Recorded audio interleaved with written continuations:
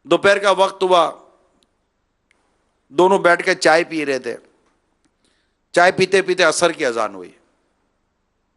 جیسے عصر کی اذان ہوئی تو جو نمازی تھے وہ اٹھے اور چائے وغیرہ پی کر جانے لگے، تو بے نمازی نے اس کو کہا کہ بھائی جان ایک بات تو بتاؤ، تم جب بھی اذان ہوتی ہے تم اٹھ کے چلے جاتے ہو، تم نماز پڑھنے جاتے ہو، تمہیں ملتا کیا ہے نماز میں؟ اس نے بڑی مسکرا کر محبت سے کہا سکون۔ کیا کہا؟ سکون ملتا ہے، راحت ملتی ہے، اطمینان ملتا ہے۔ اچھا، پہلی مرتبہ اس نے چھیڑا تھا نمازی کو، تو نمازی نے موقع غنیمت جانا، کہا کہ اگر آپ کو بھی سکون اور راحت کی تلاش ہو تو آؤ کوشش کر کے دیکھ لو۔ اب اتنے دن ہو گئے تھے اور وہ ویسے اس کے متاثر ہو چکا تھا اس کے کردار سے، یہ سنتے ہی اس نے کہا کہ اچھا چلو چلتے ہیں، اور وہ اٹھا اور مسجد کی طرف چل پڑا۔ وہ بھی مسجد میں دونوں گئے۔ اب اس کو نماز تو پڑھنے آتی نہیں تھی، مگر نماز اس کو مسجد میں لے گیا، مسجد میں لے گیا، اسے سجدہ کیا، اس نے رب کے آگے ہاتھ اٹھا دیا، یا اللہ میرا کام یہاں تک لانا تھا، آگے تیرا کام ہے، میں یہاں تک لے آیا اس کو۔ عصر کی نماز پڑھ کے باہر نکلے، تھوڑی دیر کے بعد تو اس نے مسکرا کر پوچھا ایک بات تو بتاؤ، کیا سکون ملا آپ کو؟ بے نمازی کو پوچھنے لگا کیا سکون ملا جو میں نے کہا تھا، کچھ آپ کو محسوس ہوا؟ کہ سکون تو بہت ملا، مزہ آیا، اچھا لگا۔ کہ اچھا لگا نا، ابھی تھوڑی دیر کے بعد مغرب کی اذان ہوگی، پھر سے سکون حاصل کریں گے انشاءاللہ، فرض ادا کریں گے۔ پھر اس نے اس دوران اس کو وضو، غسل، نماز، جو جو چیزیں اس دوران ہو سکتا تھا سکھائیں۔ پھر اس کو مغرب، پھر عشاء، یوں مطلب کہ سلسلہ شروع ہوا۔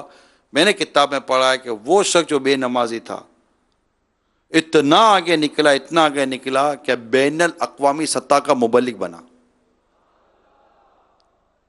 یعنی اس سے لوگ بات نہیں کرتے تھے، مگر اس ایک نمازی کے کردار نے اس بے نمازی کو نہ صرف نمازی بنایا بلکہ کیا سے کیا بنا دیا۔ یہ ہوتا ہے کردار۔ ہم کاروبار جہاں کرتے ہیں، کام کاج جہاں کرتے، ایون کہ رہتے جس گھر کے اندر ہیں، ہم اپنا کردار اختیار کریں نا تو ہمارے گھر میں مدنی ماحول بن جائے، ہمارے آس پاس دوست احباب کولیگس جو ہوتے ہیں وہ مدنی ماحول میں آ جائیں۔ لیکن کردار، بات کرتے ہوئے مسکراہٹ، میٹھے بول، نرمی، محبت، غم خواری، خیر خواہی، تو اگلے کو، سامنے والے کے دل میں جگہ بنتی ہے۔ اگر ہم لڑائی جھگڑا کریں گے، منہ چڑھائیں گے، مطلبی انداز اختیار کریں گے، خود غرضی والا انداز اختیار کریں گے، نتیجہ کیا نکلے گا؟ پھر ہم کہیں گے کوئی ہماری بات مانتا نہیں ہے۔ بھائی جان، لوگ خوشبو سونگھنے کے لیے قریب آتے ہیں، کانٹوں سے کوئی دل نہیں لگاتا۔ آپ کے کردار سے خوشبو آئے گی تو لوگ آپ کو سونگھنے کے لیے آپ کے قریب آئیں گے، آپ کو سننے کے لیے آپ کے قریب آئیں گے، آپ سے ملنے کے لیے آپ کے قریب آئیں گے۔ بھلے آپ کہیں ہم ایک آفس میں کام کر رہے ہیں، ایک آفس میں کام کر کے بھی کام ہو سکتا ہے۔ جب بیوی شوہر کی اصلاح کر سکتی ہے، شوہر بیوی کی اصلاح کر سکتا ہے، جب دونوں ایک ساتھ ایک گھر میں کمرے میں رہتے ہیں، تو آپ اپنے ساتھ کام کرنے والے کی اصلاح کیسے نہیں کر سکتے؟ صرف کردار چاہیے، کردار کی ایک اپنی کشش ہے۔ میں آپ سے ایک سوال کرتا ہوں، کسی کے ساتھ ایسا ہوا ہے کہ جو امیر سنت کے سامنے بیٹھے ہیں، میری بات توجہ سے پہلے سنیے گا، آپ امیر سنت کے سامنے بیٹھے ہیں اور امیر سنت کچھ بھی نہیں بول رہے، آپ بھی خاموش بیٹھے ہیں اور انہیں دیکھ دیکھ کر آپ کو رونا آ رہا ہے؟ کسی کے ساتھ ہوا ہے ایسا؟ جس کا تو ہوا ہے ہاتھ اٹھائے، ہاتھ اٹھا کر رکھے۔ بھائی اگلا بول ہی کچھ نہیں رہا ہے، کوئی بات ہی نہیں ہو رہی ہے۔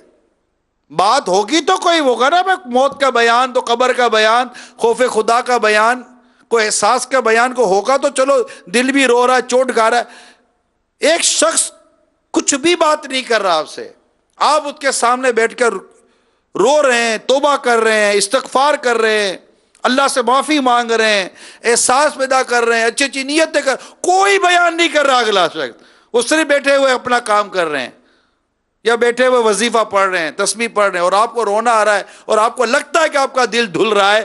آخر یہ کیا چیز ہے؟ یہ کسی شخص کے تقوی اور اس کے کردار کا اثر ہے جو سامنے والے کے قلب پر ایک نور کی کرنیں بن کر اترتا ہے اور اس کے دل کو دھوتا چلا جاتا ہے۔ یہ چیز ہوتی ہے۔ میں نے آپ کو امیر سنت کی ایک مثال دی کیونکہ مجھے اندازہ تھا کہ ایسے ہوں گے، خود میرے ساتھ ہوتا ہے، ہمارے اپنے ذاتی تجربات ہیں نا، کہ بیٹھ کر یہ فیل ہوتا ہے۔ یہ فیلنگ کہاں سے ہی آتی ہے؟ فیلنگ یہ عمل ہے، کردار ہے۔ اللہ آپ کو اور مجھے تقوی نصیب فرمائے، یہ تقوی کی برکت ہے۔ ہم اختیار تو کریں تقوی، اللہ اس میں برکت، اس میں روحانیت و نورانیت داخل فرمائے گا، ہمیں ہے ہی نہیں۔ سچائی چھپ نہیں سکتی بناوٹ کے اصولوں سے، خوشبو آ نہیں سکتی کبھی کاغذ کے پھولوں سے۔ اللہ تعالی ہم سب کو تقوی پرہیزگاری عطا فرمائے، نیکی والی زندگی عطا فرمائے۔ چند مدنی پھول عرض کیے ہیں، آپ جہاں بھی دنیا میں رہیں، اللہ آپ کو اور مجھے ہم سب کو عمل و تقوی پرہیزگاری نصیب فرمائے۔ انشاءاللہ نیکی کی دعوت عام بھی ہوگی، خود ہمارے کردار کو فائدہ ہوگا، ہمیں لذت ملے گی، ہمیں مزہ آئے گا، ہمیں جینے کا لطف آئے گا، تلاوت میں مزہ آئے گا، نماز میں مزہ آئے گا، مسجد میں جانے کا، مسجد میں رہنے کا، نیک لوگوں میں رہنے کا دل کرے گا، کیونکہ دل صاف ہوگا۔ جب دل ہی صاف نہیں ہوگا تو نیک لوگوں میں رہنے کا دل کیسے کرے گا؟ ہمارا دل ہی صاف نہیں ہوگا تو گھر سے نکل کے مسجد میں کیسے جائیں کرے گا؟ دل کرے گا۔ جب دل ہی صاف نہیں ہوگا تو مسجد میں بیٹھے رہنے کا دل کیسے کرے گا؟ جب دل میں ہی صفائی نہیں ہوگی تو قرآن کی تلاوت کرنے کا دل کیسے کرے گا؟ ہمارا دل خود ہی برائیاں، گناہ اور پتہ نہیں کیا کیا کر کے گندا ہو جاتا ہے، میلا ہو جاتا ہے۔ اللہ غریب نواز کے صدقے میں ہمارا دل صاف ستھرا فرمائے۔ جب تک جئیں امیر سنت کی غلامی و دعوت اسلامی پر اللہ ہمیں استقامت دے، ایمان سلامت رکھے۔ آمین بجاہ النبی الامین صلی اللہ تعالی علیہ وآلہ وسلم۔